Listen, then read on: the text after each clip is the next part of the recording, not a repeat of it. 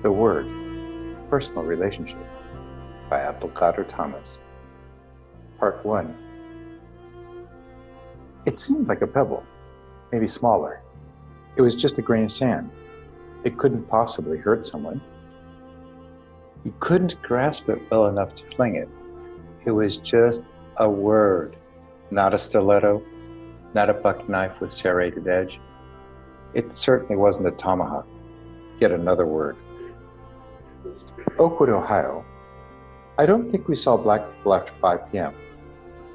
By then, the maids and gardeners had all gone to the bus stop, either the one on Patterson Boulevard or Far Hills Avenue.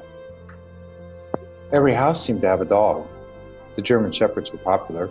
A few folks would have let them out just before 5 p.m. Most houses sat on unfenced quarter-acre and half-acre lots. Thin woods separated backyards on parallel streets. The dogs, the shepherds, ignored the woods. Their sport was on the street. The maids universally feared the shepherds. Tracking the scurrying maids from house to house, the shepherds never left the grass. No barking, no biting, just snarling. An innocent, I once tried to counsel the maids. Don't rush. Don't show fear. Command firmly. But the Annies, Hatties, and their sisters were trained to fear, just as the shepherds were to herd. It wasn't primal. The maids bustled, heads down, to the end of the block. The shepherds trotted to their right, keeping to the grass, always threatening. At the corner, many maids descended Patterson Boulevard. They went down to the corner store on Schanz, just opposite the YMCA. Finally, they arrived at the bus stop. There were no signs at the corner store. Oakwood is in the north. The Copperhead North lay not far from the south, the still segregated Kentucky. Low-cost labor from the briar patch loaded the trucks, worked the metal, and won the cash register at the corner store. Need a cigarette? Soda?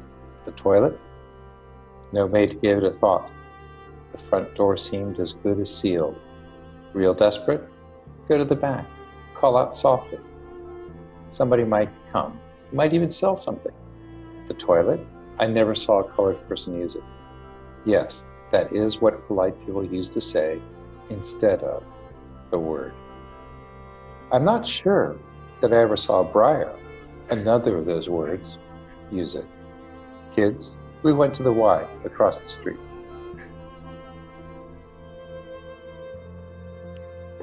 Would any of the help have dared to go to the Y?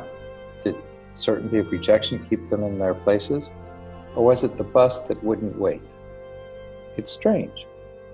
I don't remember much about my bus rides. Who sat at the back? Were there rules?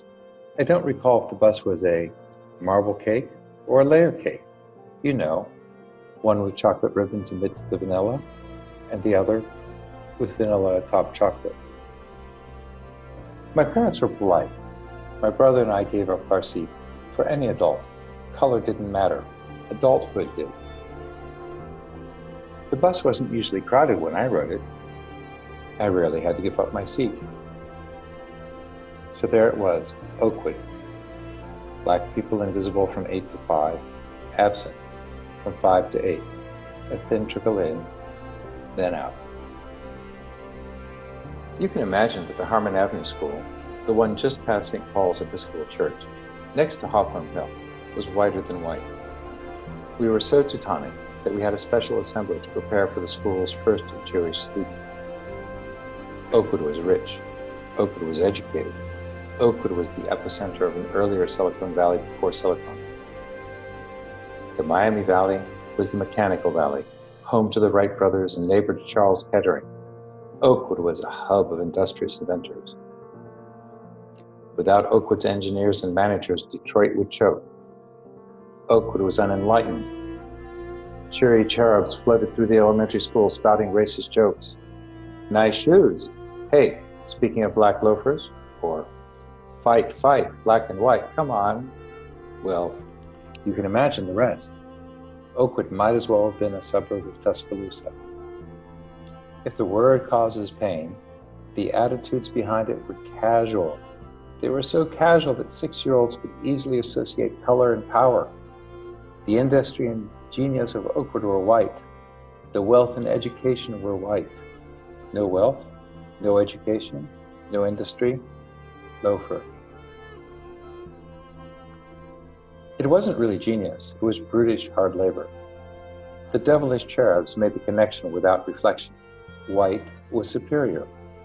There was no sanction at St. Paul's nor the Lutheran Church, not even the Methodists, the Presbyterians, or Catholics. This was the natural order in the prosperous North, not long after Dr. King's march. Children wielded racism as a lumberjack and axe with ease, power, and destructiveness. If these were the children of the brightest, most capable, and best educated, then imagine all of the other children.